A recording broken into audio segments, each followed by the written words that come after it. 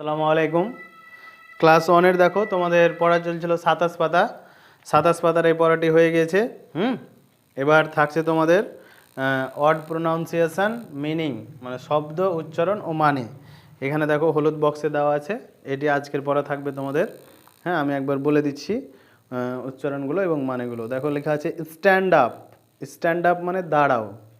তারপরে লেখা আছে দেখো প্লিজ। প্লিজ মানে নম্রভাবে বলা, কাউকে অনুরোধ করা, ঠিক আছে। তারপরে আছে সিট ডাউন। সিট ডাউন মানে বসো। তারপরে আছে সিট আপ, সোজা হয়ে বসো। টাচ। টাচ মানে স্পর্শ করা, মানে কাউকে ছোঁয়া আর কি। তারপরে আছে দেখো হেড। হেড মানে মাথা। তারপরে আছে নোজ। নোজ মানে নাক। শাট। শাট মানে বন্ধ করো। আইজ।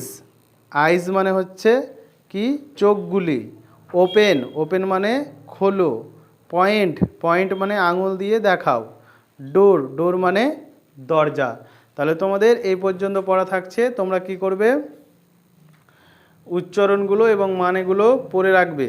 আর আজকে 1 তারিখ 1/5/2020 এই ডেট দিয়ে অবশ্যই এখান থেকে এক পাতা লিখে নিবে, ঠিক আছে। স্কুল খুলবে তখন আমরা দেখব খাতাগুলো। আসসালামু আলাইকুম।